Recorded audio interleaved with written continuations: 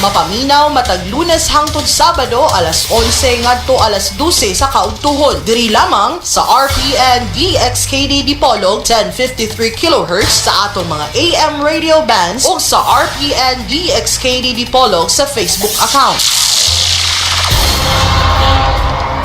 Magkahiusa kita aron mapakgang ang pagkuyanap sa COVID-19. Lagi handa! Hatod ka nato sa Presidential Communications Operations Office kun PCOO. DXKD Ronda Balita. Mga balitang may kamatuuran, way gidapigan o hilisgutanan sa katawhan. DXKD Ronda Balita. Mga labas nga mga balita gikan sa sinaligang mga tinubdan. Balitang hinimo sa lawak balitaanan. Diin inyong madungog ang mga balitang lokal, regional, national o international o uban pang may kalabutan sa atong katilingban. Gihatod ninyo live gikan sa REN DXKD Radio Ronda Broadcast Center. DXKD Ronda Balita. Inyong madungog matag adlong Lunes hangtod Biyernes alas 12 hangtod sa alas 2 sa kahaponon ug makita usab sa RPN DXKD Dipolog Facebook page, YouTube ug sa Twitter. DXKD Ronda Balita.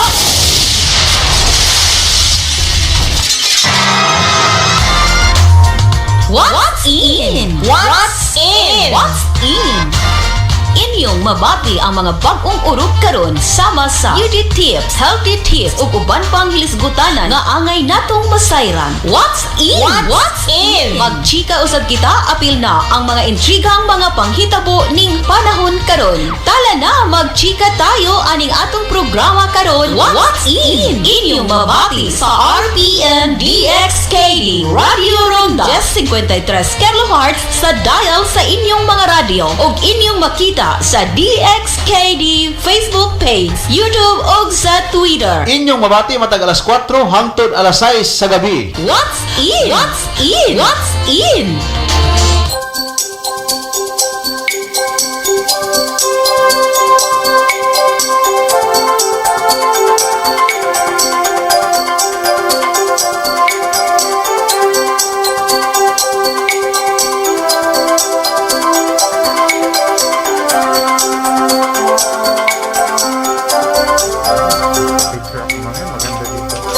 Mayong adlaw Zamboanga del Norte. Mayong adlaw no sa mga tigpaminaw ning istasyon sa RPN DXKD.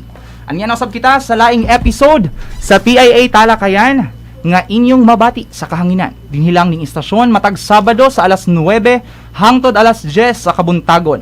Live usab kita sa Facebook page sa RPN DXKD, PIA Zamboanga del Norte o PIA Western Mindanao sa atong mga replays. Sa gihapon atong hisgutan ning atong programa no ang mga nagkalain-laing mga inisyatibo sa atong gobyerno. May kalabutan sa mga isyu sa katilingban karon. Usa ka oras nga hisgot-hisgot atong tukion ang mga paagi sa atong mga kagamahanang lokal ug mga nasyonal. Kauban ang atong mga partners nga information officers ug mga heads of offices no sa lain-laing mga national government agencies, lungsod ug mga munisipyo ning atong probinsya. Hisgot-hisgot para sa kalambuan. Hisgot-hisgot para sa kalinaw ug kultura. Hisgot-hisgot para sa hustong impormasyon. Kauban ang inyong ubos nga alagad, Emmanuel Taghoy, ngari kita maghisgot-hisgot. Sa dili pa ta mo diretso no sa ato ang hisgutan karong buntaga, atong COVID-19 cases. As of yesterday, March 18, ana lang sa 4. So we would like to congratulate no ang atong mga frontliners no nga mao'y nanguna gid aning ato ang fight against COVID. Kay ni us-us na gid kaayo, upat na lang and medyo dili na yung ana higpit ang ato ang mga health restrictions. Pero sa kanunay gihapon atong ginaawhag no ang atong publiko nga magmatngon gihapon no dili gihapon kaayo magpasaya-saya. Magsulota sa ato ang mga mask no, importante kaayo na, and always bring with you your alcohol ug unsa pang mga angayong buhaton to keep our safe, healthy and safe. Ang ato ang wala tay reported death no according to the Zamboanga del Norte COVID-19 Task Force sa ilang report.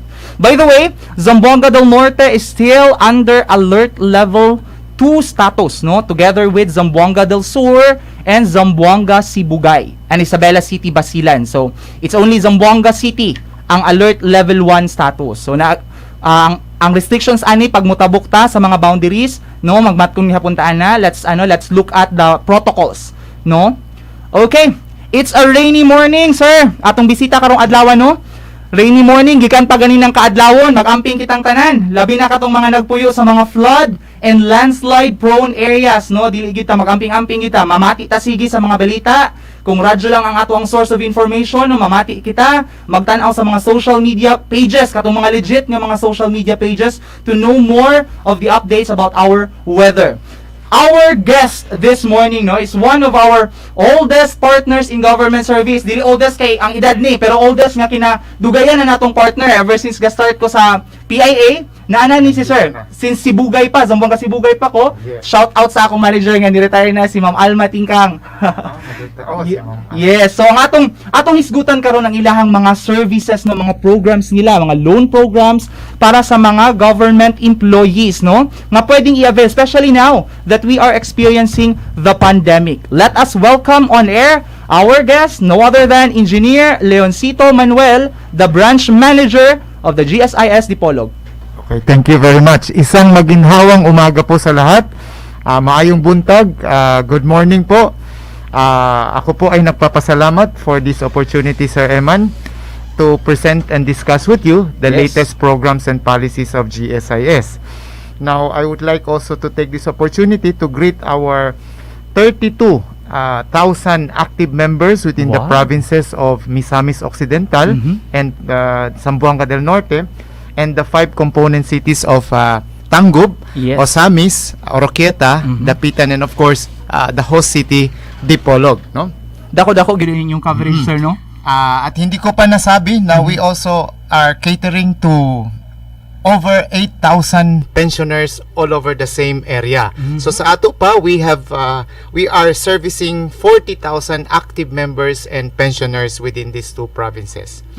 So today po, I am so excited to I am very present to excited you. as well, sir, no? I've heard about your program kaning atong ginhawa for all. Yes. Gifal, I think mo ni siya pinakasikat ninyo karon nga programa ato gining gisuportahan even with our partner media, no? Diri sa Dipolog nakagasi sir to talk about this. Sir, atong i-review unsa ba gid ay ning GFAL? Okay. So kasi I have already prepared, no? 11 items here. But just to answer your question, ang ating GPAL is one of our popular programs under the administration of the current under the current administration. It is a buyout loan program that was first offered to all DepEd members, no? As a result of yung request nila to alleviate them from the very sad yung situation nila in 2018, no? Most of them were tied up to high interest lending institutions. After a year, our non-DepEd members also requested for the same, kasi sabi nila kami din ay have the same situation. So eventually this was made available to all our members, no? Okay. And then sadly, or hindi kasi siya regular program, it was extended 3 times. And it ended last December 2021. Okay. Opo. So now, ang ating GFAL stands for Ginhawa for all. Yes. And we had a launching of this rebranding campaign, and it's all about grouping or bundling of our products. So meron tayong GFAL Active, GFAL Plus, and GFAL purposely para it will make it easier for our members, pensioners, and stakeholders to access. So whenever they visit our website, pupunta lang sila sa to their corresponding status. If you are an active member, punta ka sa GFAL Active, and you will see all the programs and services available to the active members, no? Okay. So Talking about the services, yung sinasabi mo ngayon, sir, it's a new ginhawa for all GFAL, no? 2022 naman ta. 2022 na ta. Yung old GFAL ended December 2021. So unsa man karon ang mga serbisyo nga hatod okay. ni aning bag-o nga GFAL nato? Okay, so ganito yan, no? Let me start with our MPL Plus program. MPL stands for Multi-Purpose Loan. Okay. Okay. So ganito, in 2020, towards the last quarter of the first year of pandemic, we launched several programs, loan programs in particular. Ito yung, if you can still remember, we had the emergency loan. Yes. And then the COVID loan. Yes. I mean computer loan, computer loan. And then we also launched itong MPL, which replaced our consolidated loan.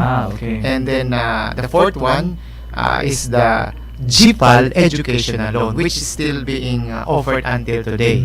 So parang gagawin na siyang institutional program of GSIS. So meaning it will be there for a longer time. And I think this is one of the best programs that this administration has offered. I will be discussing about it later. So itong MPL Plus program, which was approved Multi-purpose loan program plus. Okay. Kasi initially we had a study, no? A study was conducted and nakita namin yung frequency of the borrowing of our members. So almost every year they renew their loan.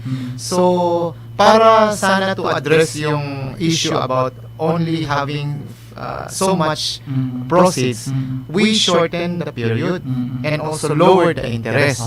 But meron ding after offering it, may mga feedback. Sabi nila, kasi tumaas man ang monthly amortization with the shortening of the the reduction of the payment term. So last December, the board has approved, no, the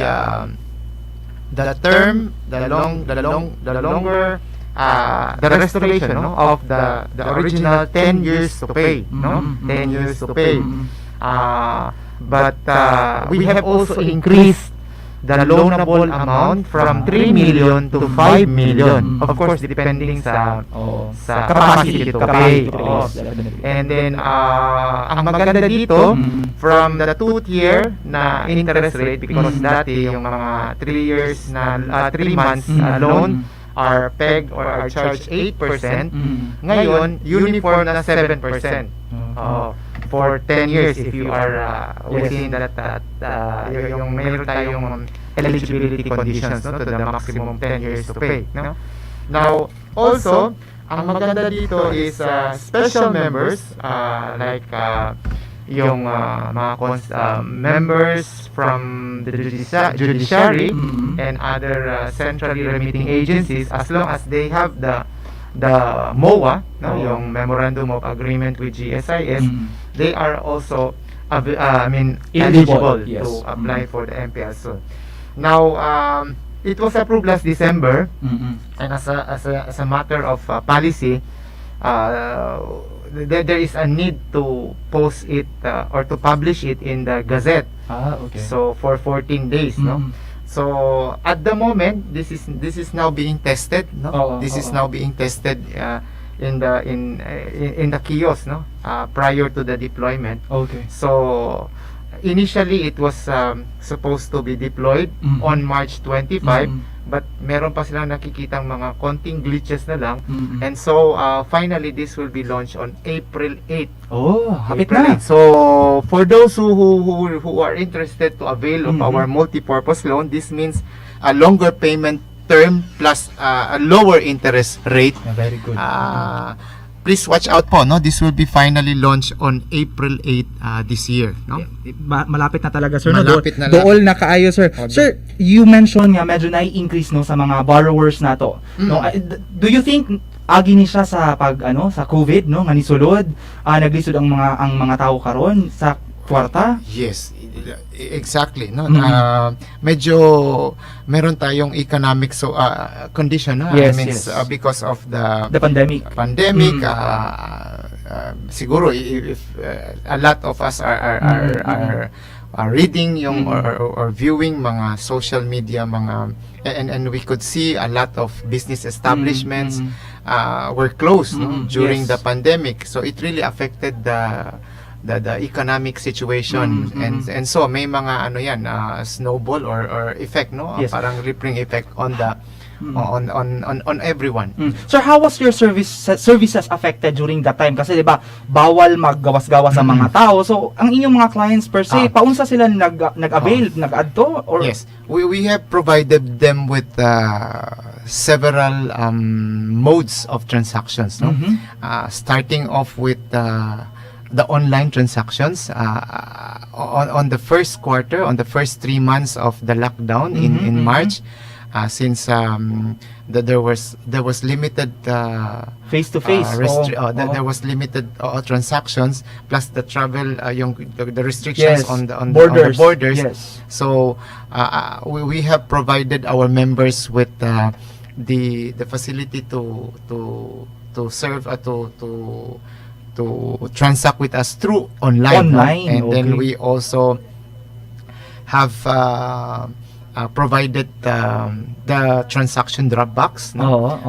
Kasi there was really instruction not to yet Open. conduct Yes, face-to-face transaction. But the good thing is, starting last March, this Monday, March lang, okay. 14, we have already opened our office to very all good, members. oo. No? Although we still encourage that they make use of the other modes of transactions, especially since our building is under renovation.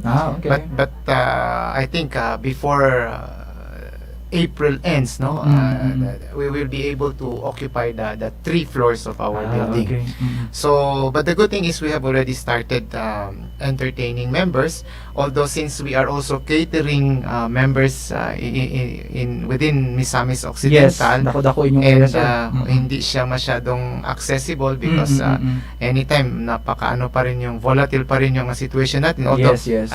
Misamis is under alert level 2 also, no? Yes. So limited ang mga movements, although generally we can already go out, no? Kasi nila sir, appointment system ba ni sila? So before we do that, but now hindi na po, no? Okay. It's like more or less prior to pandemic era already. Okay. So but we still provide them the transaction drawbacks in case they cannot wait, no? Especially if they're coming from far Farther from off. mga municipalities. So but I have to siguro ask for their understanding, because we're just using our cafeteria room as okay. the receiving area. So it's just a small area, siguro times 4 of this room that we are occupying right Okay. now, and more or less we are averaging 100 to 200 members and pensioners a day, no? But of course we still encourage, sabi ko nga, especially for our pensioners, if they can communicate us or visit the kiosk near their area, the better, no? Para they will not be exposed to, although diba, si Mayor has already declared that we have already achieved yung herd immunity last December ba yun, no? Yes. So I read that. So but then wag talaga tayo kampante, no? Yes, Because yes. we do not know, the enemy is, sabi nila, is invisible, no? Yes, especially with your case, sir, kasi marami kayong mga pensioners and these are vulnerable, no, sector, One yung of mga senior citizen natin na talagang bumibisita sa inyong mga sa inyong opisina para maka-avail sa ilahang mga pension. Oo. So another program, yes, sir. The other program that I wish to inform our listeners and watchers today, no, is this the GSIS Educational Subsidy Program.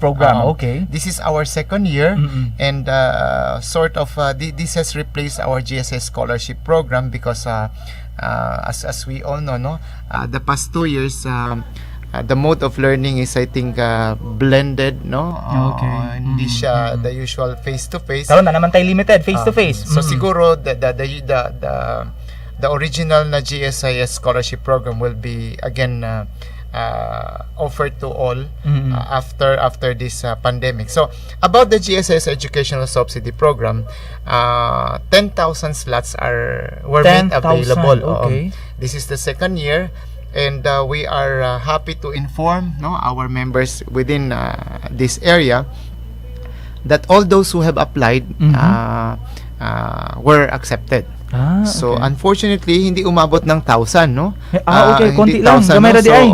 Sa ato diri we have 236 lang na applications 236 from this area, and then 4 lang good from CRA. So we have employees from the provincial government of Del Norte. We also have DepEd mga teachers who applied and was accepted to this program. So under this program, our scholar will get 10,000 yearly annual cash oo. na subsidy, no? Wow, Subsidy okay. until they finish college. Bisag unsa nga course Bisang unsa na course, o bisag asa nga school. except for that, no? Okay. It has to be an accredited school by CHED. Okay, so Kasi, na we also coordinate with CHED. The other program that I wish to also inform our watchers and listeners right now is intended for our inactive members, katubang mga wala na sa serbisyo, Okay. but with outstanding balances pa, with yes, outstanding tama. loan accounts. So it could be yung mga elective officials natin, or or those who have siguro had change of heart na napagod. I mean, they just realize na hindi sa kanilang gobyerno, so they left, but they still have outstanding loan accounts, no? Ang magandang balita sa mga particular members na yun ay we have extended the program for restructuring and repayment of debt. So by the time they will be siguro starting to receive their pension, hindi na malaking amount of loan balances will be deducted. No? We have already over 100 who have availed of. So under this program, parang i-restructure and then monthly they have to pay. So mas mababa siya doon, 10% lang siya doon sa binibigyan namin na interest until they have reached the age of 60. No? So for more information, please visit the website or visit our office. Daghan-daghan ba tayong active members so far sa inyong data? Yes, marami Dagdag na. tayong active members. The fourth one is one of the latest na programs that we have launched. This involves our acquired housing units. No? Katong mga gi-embargo tawag Yes. in Bisaya, no? Katong mga wala na bayaran, Na-foreclose. yes, or na-cancel mga accounts. So we have almost 100 accounts within Dipolog branch. These are mostly situated in Obay, Polanco. Ay, wow. But Mutanaw ano sir. In fact, one of our, I mean, the first recipient is a teacher from Del Sur. So Layo-layo, and they're interested to reside here in Del Norte. Siguro maganda talaga dito. And I think In fairness sa mga Del Norte. I have been in Cebu, guys. So you can compare the difference. So ang mangyayari dito is yung mga housing units na yun, which are not over 10 million in cost, no? In amount, are being open for rentals. Okay. So ang mangyayari yan, those who are interested can rent it for a period of 1 year, and then should they decide to buy it, they are given the priority, The option. but they can not immediately purchase it. They have to Undergo a process. rent muna. Kailangan yung 1 year yung renting. Kasi it may mga otherwise dun siya sa sale for Sa sale. pila lamang kasagaran ng mga property It natin, sir. depends on Average. I have seen one mga 5,000 5,000 per month. Okay, bata. Depende din sa Area. sa improvement. Okay. As is work. So the first thing that they have to do is to check muna sa website the particular unit, and then second is to to visit, no? To do an ocular inspection kasi as is where is man tayo. Okay. And then they decide, no? This is open to all citizens, Filipino citizens with the capacity to pay. Okay. So hindi lang po limited sa ating mga GSS members because ang intention natin is to dispose eventually or kasi sa yung account, so hindi siya nagagalaw. So para naman makikita yung ating GSS. Atong ang pinakaluon yung mga property karon na sa Ubay, sa Pulang-Pulang. But we also have properties under this program in Osamis. Okay.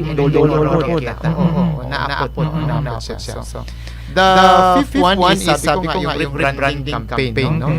So sabi ko nga we have the GPAL Plus, GPAL Active, and GPAL Brand. Wait, katong sa ano ninyo, sir? Katong sa housing loan pala ninyo. Ug mo adto lang diretso sa inyong opisina, pwede ba? Okay. So wala problema. Okay, for the GPAL rebranding campaign, yes, pag-usapan naman natin, it's all about the bundling, the grouping of services. Kung ikaw ay isang active member, you just go to this there is yung specific na icon for GPAL Active, GPAL Plus for mga members, family. Sir, atong oras no 9:30 na sa dili ta magpadayon atong programa ana ang pila ka mga pahinumdom. Stay tuned sa atong pagbalik.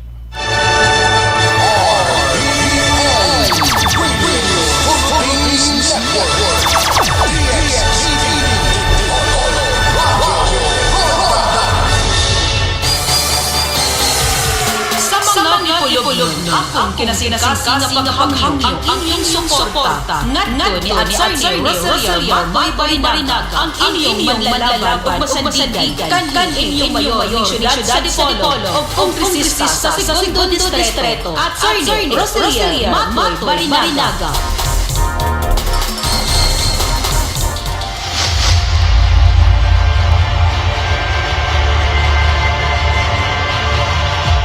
Sa panahon ng pandemya, kailangan po natin ang agrikultura. Napatunayan po natin na marami po ang naghirap dahil walang sapat na pagkain sa panahon ng pandemya. Ngayon, nagbabanta na naman ang mas grabing sakit dahil sa pandemya. Ito yung Omicron variant na tinatawag natin. At siguro babalik tayo doon sa kasagsagan ng pandemya kung saan ay mga nawala ng buhay, bumaba ang ekonomiya at naghirap ang ating mamamayan Pilipino. Kaya kailangan natin sa pagkain. Tututukan natin ang agrikultura. Ito po ang asa ng bayan. Kung wala pagkain sa kainan, ibig sabihin ay mahina po ang agrikultura. Ang mga magsasaka po ay isa sa mga tunay na bayani ng bansa. Kailangan po natin ng maraming ayuda. Bigyan po natin ng lupa ang mga magsasaka para magkaroon tayo ng sufficiency sa pagkain. Bigyan po natin ng lupa yung gusto sumama sa agrikultura. Lalo na may mga OFW natin, yung mga makitang limson at lahat ng gusto sumama sa agrikultura. Kasi ito na po yung huling para po natin. Kung wala tayo mga masisipa na siyang bukal ng ating lupa, sigurado mawawalan tayo ng pagkain. Tandaan po natin, ang ibang bansa, ganun din po ang nararasan. Ayaw na lang magpapasok ng anumang investment ng bayan dahil kasama dito ang mga tourist, mga foreigners na kailangan papasok sa mga bansa. Kaya kailangan po natin talaga tayo ay magkaroon ng sufficiency sa pagkain para tayo po ay hindi magkaproblema. Otherwise, anarchy ang mangyayari sa atin, mawawala tayo ng reso, mawawala tayo ng kapayapaan. Correct. Attorney Brother John Castriciones, Candy Department of Agrarian Reform Secretary, ang mga responsible sa pagpapagapod sa mga luna, itikad sa mga magma sa dugay panahon, lalo sa Comprehensive Agrarian Reform Law, ang mga magma sa Buangang Peninsula, sa tubsat nasong nagkakagan kaubaling-ulo sa yuta ng ilang itikad, kampiyon sa mga magma. Abogado gustong ipadayon ang pagsibisyon sa Senado alang sa dugang mga program. Attorney Bro John Castriciones, numero 3 sa Balita, Piliyon Pagkasenador.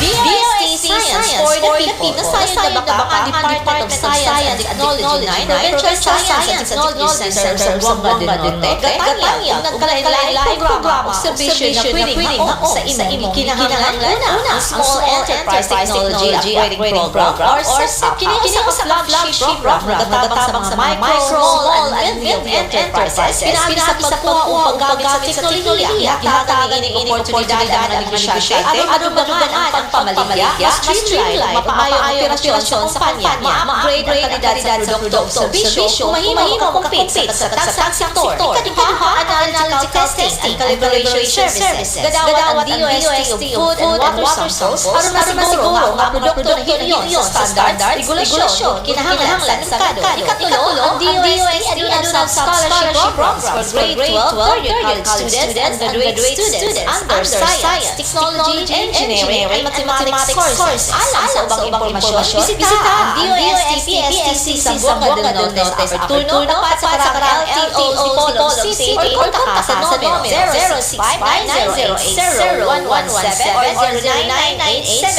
0998-792-4622. DOST, Science for the People.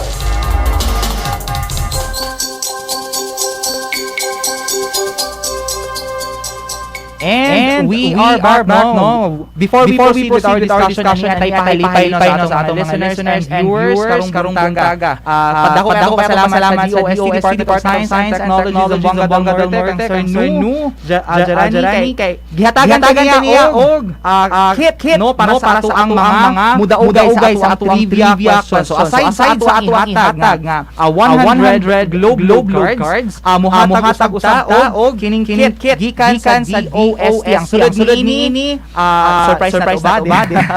Ang sulod ni na siya butanganan o alcohol at the same time face mask. So gwapa kayo ang sudanan pag makadaog mo sa atong winners, nindot kayo madawat sa ninyo. Og mobalik no ang atong question ihatag sa ato ang guest mga trivia questions kining relative sa atong topic of course sa ilahang mga programs no kung namati mo sa atong discussion dali lang kaayo ni siya. Ang inyong mga answers inyo lang dayong comment no or i-text sa ato ang hotline 0917-791-7556. Again ako remind mo ang mga texters na kung claim na mo sa mananaog sa inyong prizes weekdays lang Mondays to Fridays dahil ang announcement sa mga winners i-announce nato sa ato ang next episode. So far last week wala nang ka-program so wala pa tay winners. Ang kaning mga mudaugay for this episode atuan i-announce next week. And we are very happy kay Sir Leo muhatag po siya o pailipay for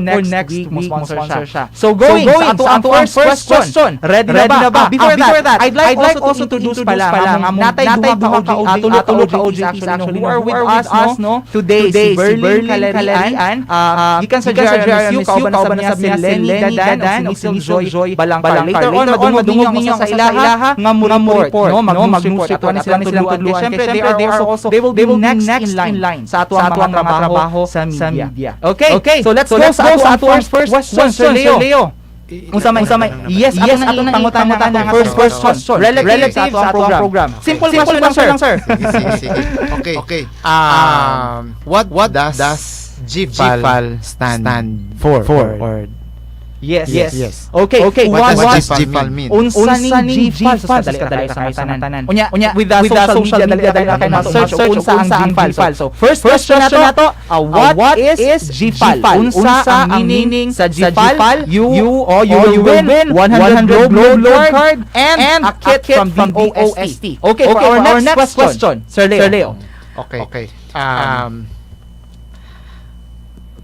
Name at least one of the other of the two loan programs that I have discussed during the first half of this.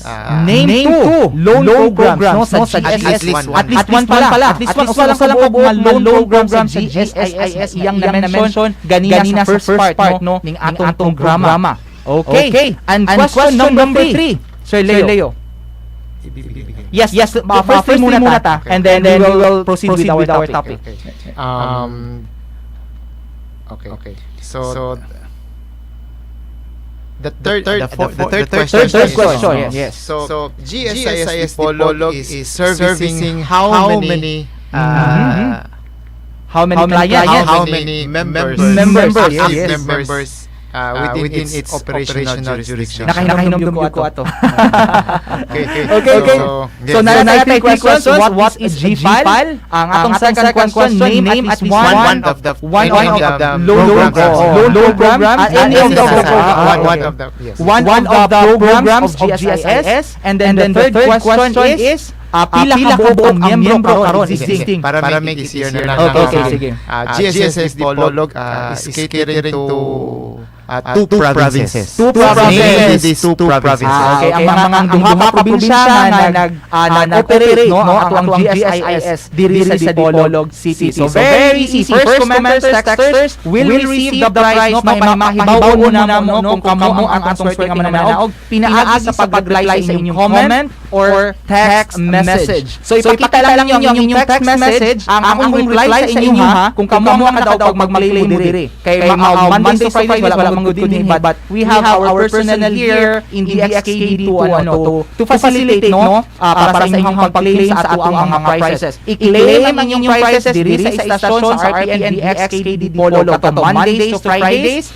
And ayaw mo kalimutan ang hotline is 0917-791-7556. Diha lang mo text. Kung gusto mo, pwede lang usab nga mo comment sa ato ang live. Kay live magpinta karon sa RPN DXKD. So, going back sa atong topic, no, balik sa atong discussion, Sir Leo, you were mentioning a while ago about sa GFAL. No, ang bagong nga GFAL. Okay. So ang ating bagong GFAL, which stands for Ginhawa for All, is a rebranding campaign of GSIS. And the objective of this rebranding is to give our members and pensioners and stakeholders as a whole easy access to the services that they are entitled. Okay. So kung ikaw ay isang member, you just go to GSIS or to the GFAL active, and then if you are a pensioner, pwede doon kayo pupunta sa GFAL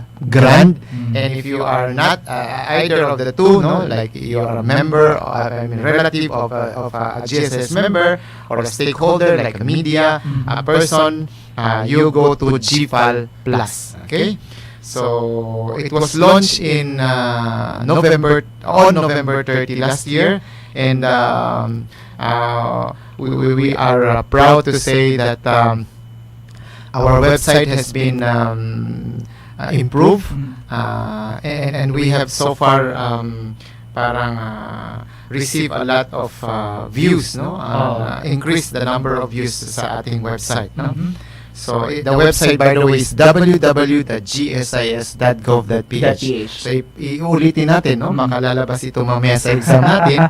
The website of GSIS is www.gsis.gov.ph. For general lagi na siya, sir. Sa tanang offices sa GSIS kana na siya ang tanawan. Okay. So to continue, since we only have so much time and I still have like 6 pa laban tayo ni sir, banat. Ito yung pinaka mabenta rin natin. Yes, so to speak, no? Ito yung easy benefit for COVID-19. Yes. So under PD 626 Presidential Decree 626 or the Employees Compensation Law, GSIS has been tasked, no, to administer the fund for the government sector. So sa ating mga nagtatrabaho sa gobyerno, ito po yung ang ibinigay na benefits ng law na ito para sa atin, sa ating mga pensioners.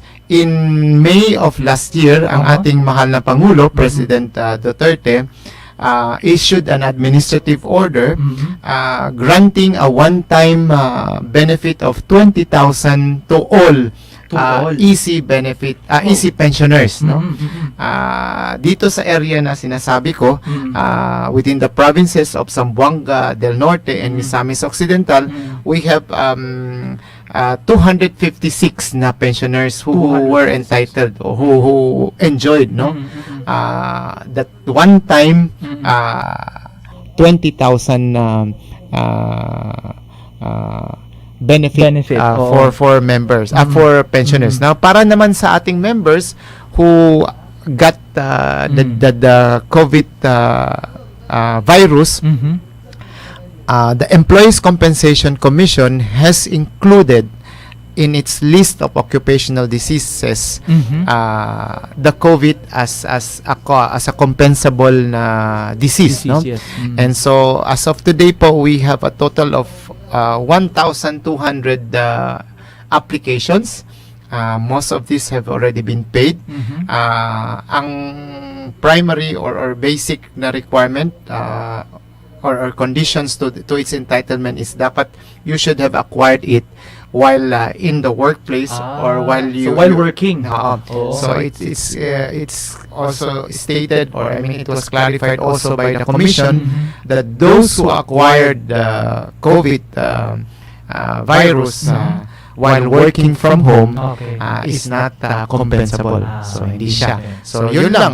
And this includes like siguro you got the COVID while taking your lunch during the lunchtime, compensable siya. Pwede rin while going to the office, you took the bus or sa mga modes of transportation, basta so long as na-establish that it happened while going to your workplace or coming home, no?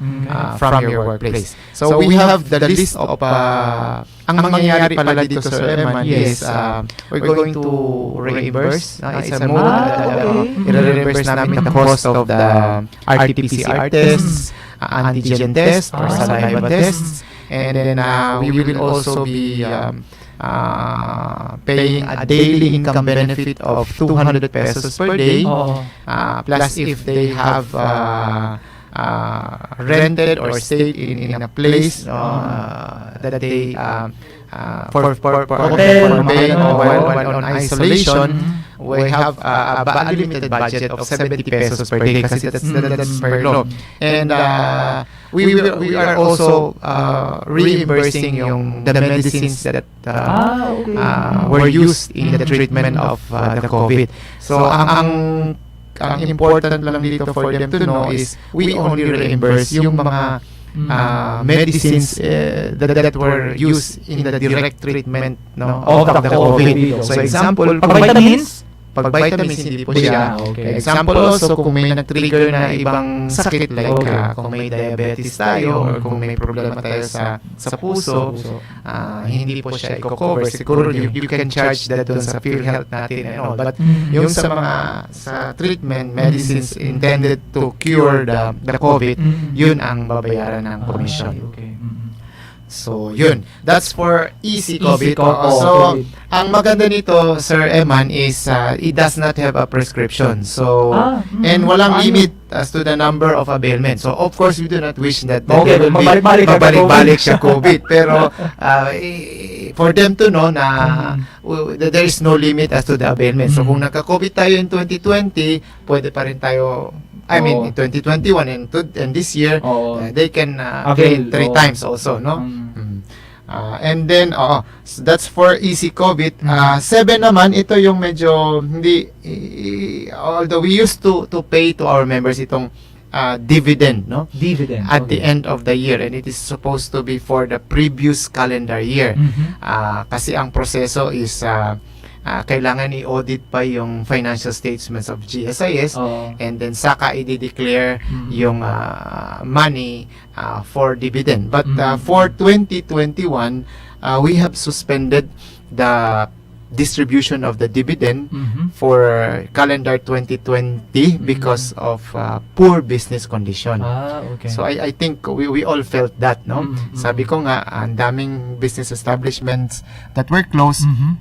And sa GSS naman, we do also invest sa local market and even in the global market. And I think the pandemic was affected a lot of businesses. Exactly.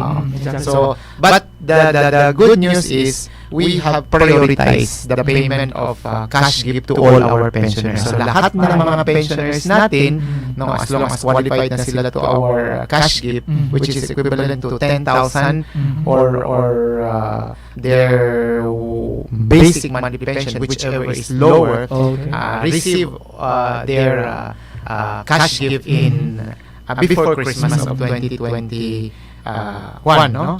So inuna namin yun para naman masaya. And then third, ito very relevant ito, and I think a lot of them have been asking. Ito yung tagging of elective officials, meaning we have temporarily suspended their privilege to our loan programs. No?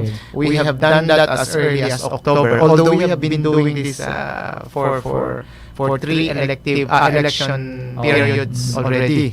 So the purpose of this is, of course, first is to protect the fund, no? Kasi ang pera na ginagamit natin sa pagbibigay ng loan ay galing naman din sa atin, no? And because in line with that, I would like to take this opportunity to announce, no, sa ating mga watchers or viewers, ba you call them viewers or even listeners, that GSIS has an actuarial life of 32 years. So meaning to say, lahat ng mga government members and pensioners who are due to receive their pensions and benefits for the next 32 years or until 2054, they are already assured na may pera po talagang GSIS. So one way to protect or to sustain that, no, is yun na we are instilling mga measures, mechanisms sa lahat ng mga programs, and ito na, no? So as early as last week of October, we have tag ang ating lahat ng mga elective officials dito sa privileges, no, to loan. But immediately after the election, wala na siya. I-relief na namin. So for those siguro kung sino nanalo, they will be able to again avail of our loan programs, no? Kasi meron kasing mga reports before na medyo marami talagang collectibles sa GSIS, no? Mahirap na. So that's for our elective officials. And then last 3 na lang, sir. Padayon, sir. We have last year we have partnered with Bayad Center as an additional collecting arm of GSIS. So in addition to our partners, partner banks, no? Shout out muna din sa ating mga suking land bank. By the way, I used to work with land bank, so medyo close din tayo sa land bank. So hello to VP Lina, to AVP Madel, to Manager Jong, and the other managers, no? There are 7 of them. Good morning, madam. Yes. Good morning, sirs and moms, no? Maraming salamat po for being a good partner, no? that we are, no?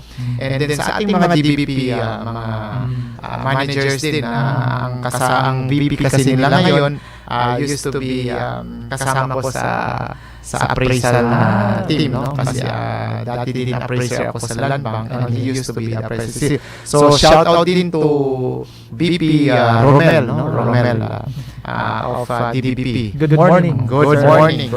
So in addition to our partner banks kung saan nagre-remit ang ating mga agencies, we have also partnered with Bayad Center para doon naman sa mga individual members who would like to pay their loans, no? Either for the current month and yung mga underpayments. So medyo we had a situation on the first months of its implementation kasi natanggap sila ng mga text messages. So yun, it usually includes yung current naman. So if they see that they have religiously paid the correct amount, they don't need to worry. Otherwise, kung medyo malaki-laki, that's the time they reconcile, they request for reconciliation, no? Either through email, no? Or they can come to the office. Kasi sabi ko nga, we were open already. So, Bayad Centers at the moment, we have 16 accredited Bayad Centers. And yes, sa ato, there are 9 in Misamis Occidental and 8 in Zamboanga del Norte, no? So, and the accreditation is still ongoing. So, marami pang... Ang maganda dito is they can pay anytime, 24/7 to anyone. So, may problema, no?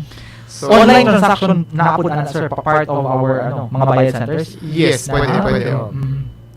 And then ito yung medyo bago talaga kasi 3 days ago lang ito. Although we will still be implementing this threshold on loans in May, no? Ang mangyayari dyan is we will be allowing only remittances of agencies which have passed the threshold of 90%. This is 90%. also 90%. Okay. So dapat if a remittance, if an agency has 100 employees, at least 90% or 90 employees have remitted their loans, and of the 90 employees, dapat 90% also of the amount that is due for the whole office will be remitted to us. Anyway, we had a meeting with the AAO senior offenders. So titingnan natin nito in the context of hindi lang sa protecting the fund, but sa members din, because when they retire, hindi ganun kalaki ang mababawasan, or when they renew their loans, hindi ganun kalaki ang mababawasan. Kasi like any other lending institution or financial institution, we also practice yung we also adapt yung industry practice that we also charge mga loans. And then we are also promoting itong GSIS Touch, no?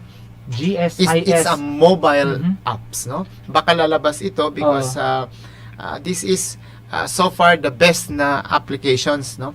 And it incorporated all our systems, no? Mo na siya GTAP ba ninyo? Lahi po to. GSIS Touch. Touch. Okay, touch. Kasama ang GTAP. So lahat ng MB claims, you have the inventory of all branches. You can even apply for loans here without the card pa na isa-swipe nyo pa. So right in the comforts of your home lang, or kasi almost lahat naman tayo ay meron ng may cellphone. Yes. So pwede ito mada-download through an Android phone or an iOS phone or iPhone, no? So maganda po ito. You will only be needing your BP number and date of birth at saka email address. And then you will be able to access your records. So maganda. And then our pensioners also can also make use of this facility. Exactly. So hindi na sila pupunta sa GSS kasi ginagawa natin itong APIR, no? Take note of this. The APIR, which stands for Annual Pensioners Information Revalidation, is an effort of a program or an initiative of GSIS again to ensure that only qualified pensioners get to receive their pensions, and at the same time also to protect the fund, no? Kasi meron tayong mga pensioners who are already dead but continue to receive, so mababawasan ng ating pondo. So as I was telling, ang ating actuarial life, or the ability of the organization to pay all its obligations, is 32 years or 32 until years. 2054. So for me particularly, kasi I'm in my 50s already, medyo kampante na ako because I'm assured that GSIS has enough money. But for the younger generation, si Ma'am baka soon will be a member of GSIS. The challenge is for you also to be vigilant, no? To really take care of the fund. So mas maganda kung i-sustain, or mas maganda kung ma-exceed, no? Or maano yung so that's for GSIS Touch, no? Yes, sir. So it's an mobile application. No need to visit your office. Pag mo download ta ani, wala na yung registration nga mo adto pa ta dito sa inyo. There is no need. So they can do it by their own, no? Just download the app, no? Kung ano yung Android mo ang phone or iOS imong phone, dali lang kayo. It's very convenient, sir, no? Mayo kay na very convenient. Na ang GSIS karon. And then finally, ito yung mga upcoming loans natin. Okay. Ito siguro something that will excite them, no? Something to look forward to. We have 2 upcoming loans, namely itong motorcycle loan. Motorcycle loan of about 100,000. So similar to our computer loan na ginamit din para to purchase computer, as parang to in support of the initiative of DepEd to, di ba, nag-virtual learning tayo, virtual distance learning.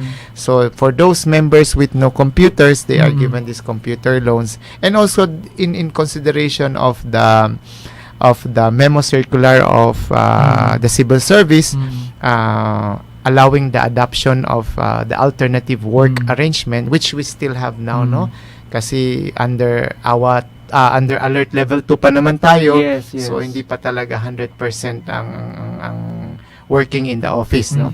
So that's so similar to that, ang motorcycle loan also will give our members the opportunity to own a motorcycle up to a maximum of 100,000. Wow. So this will be launched accordingly this quarter, but I think we only have so much days, no? Before the first quarter, baka next quarter na siya. And the other one is itong equity loan. Ito maganda ito for those who have no housing units yet, no?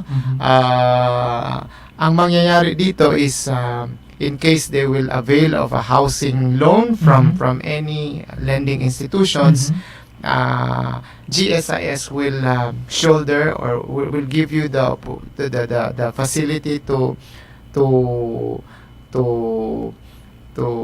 shoulder the equity part, no? Usually pag mag-loan man tayo, the first tranche will not be released until you have put up the equity. So ang mangyayari, GSIS muna ang will handle that part or will handle that amount, and then payable upon retirement or even during the pension, receiving of the pension.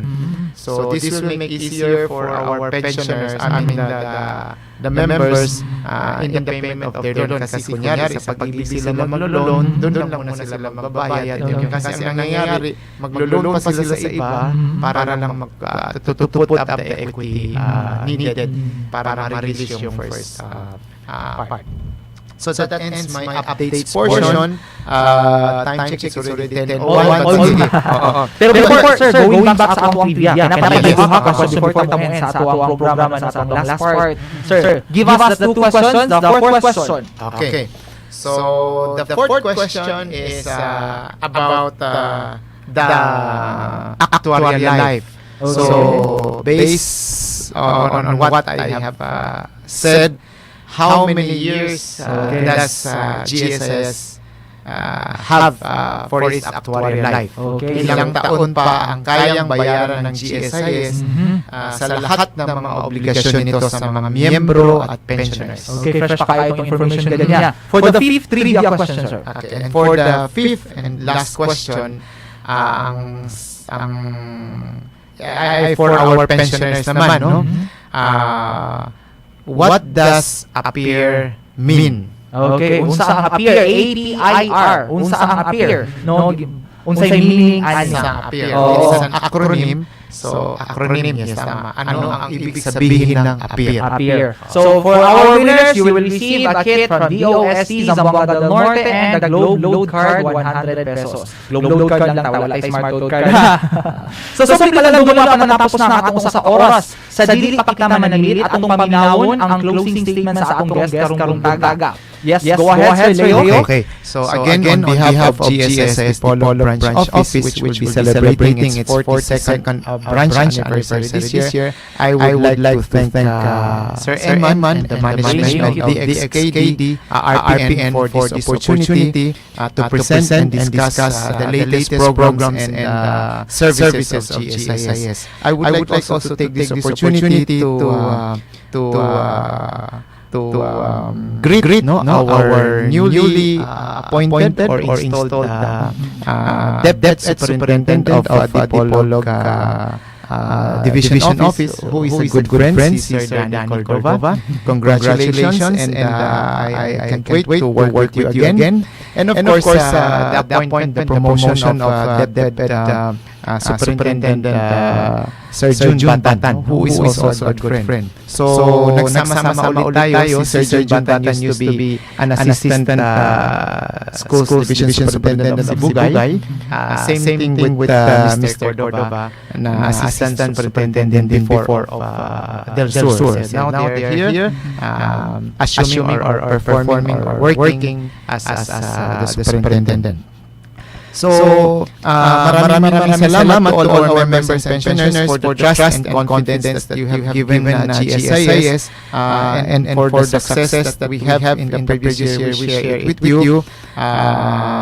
We were number one in GPAL for 3 straight years nationwide. So, ang challenge namin ngayon is on the collection, which of course comes with the number of loans we have disbursed amount of loan in the amount of 3.6 billions of pesos. So maraming salamat, and I hope it had given you the opportunity to change, to alleviate the condition. Of course, I would like to take this opportunity also to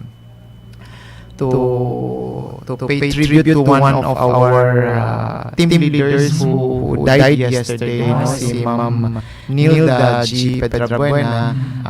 May she rest in peace, and I would like to also extend my deepest condolences to her family. She's one of our team leaders sa cash of our cashiering unit, and she died due to cardiac arrest. So one of our oldest na employees, sweetest employee, one of our sweetest employees. So, maraming salamat again for the opportunity, and I think, I hope, I look forward to our partnership. I mean, the next invite from you, especially when we launch the 2 upcoming loans programs that I have just made mention. Yes naman. Of course, sir, no? Thank you so much, Engineer Leoncito Manuel, ang atong branch manager sa GSIS Dipolog, hangtod sa sunod natong panaghisgot. Sa laing bahin, ang atong report, kauban ang atong OJT, si Berlin Kalarian, para sa atong publiko. Berlin, sulod.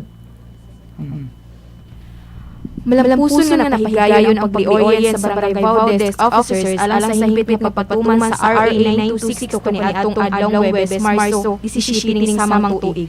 Kini gipanguluhan sa gamahanang lokal ng Dakbayan pinaagi sa DILG ug CSWD. Sa maong kalihukan padagan ni Mayor Darigoy nga dungan sa pag-asinsog paglambon ni gamahanang lokal, gipaninguha usab ang usa ka lokalidad nga andam sa pagpanggaw ug pagsuporta sa mga panginahanglan sa kababayenan. Gikay baluan ang City Local Government Operation DILG Dipolog nga si Sherry Charlotta Machotes ang nagpasabot pag-ayo ang Republic Act 9262 or Anti-Violence Against Women and Children. Wala tuguti ang mga opisyalis sa barangay, pulis o social worker nga maaring lukon adunay makita ang acts of violence sa mag-ayo o live-in partners. Samtang ipaambit usab ni CSWD officer Ms. Arlene Hatico ang mga balaod nga angay sundon kalabot sa mga kaso sa Baudex diha sa barangay level. Dugang niini hinihimusab nga tigpamaba si Police Lieutenant Charlotte Lapis ug Assistant City Prosecutor Attorney Ricardo Romel Pascual Jacinto diin padadangat sa ilang mga tambag alang sa pagpanilipod sa tungod sa mga kababayan aning dakbayan. Bugtong tumong sa naasoy nga aktibidad ang paghalhay sa mga maagi sa pag-asistar sa mga kababayan nga biktima sa mga abusado o bayolenteng kalalakian. Alang sa PIA Zamboanga del Norte, Berlin Kalarian, GRMSU intern. Thank you so much, no, Berlin. O kay padayon paghihapon natin giatubang pandemya. Padayon sa nato nga gipahinuman ang atong mga residente sa pagmatngon o pagtuman sa mga health protocols nga gi-implement sa ilang tagsa sa mga lugar. Subong sa nato nga giaghat ang mga kaisunan na wala pa pabaksin ng first dose, second dose o booster shots nga magpabaksina kita batok COVID-19. Kini proteksyon dili lamang alang kanato kundi lakip na usab sa atong pamilya o mga mahal sa kinabuhi. Magpuntong kita sa atong mga kabalayan kung dili kinahanglan na magawas-gawas no, kung wala importanteng tuyo, maghiusa kita. Together we will win over this crisis. We will heal as one. O dili na tapos ang atong sa oras nga diskusyon sa ngalan sa among Regional Director Noy Edaga, sa RPN-DXKD Dipolog Station Manager Dennis Garay, sa atong kauban nga technician karong buntaga o mga partners gikan sa mga nagkalain government agencies. Lakip na atong bisita karon gikan sa GSIS no. Hangtod sa sunod natong episode, nga kita maghisgot-hisgot. Sir Evan, pahabulan ako sa aking classmate na si A.R. Lirene. If you are watching and and listening to us now. Hello, Rene. How are you? And then I would like also to take this opportunity to greet all our women, no? Happy Women's Month, no? Exactly. So, mga magigiting nating mga kababaihan, Happy Women's Month po. Thank you.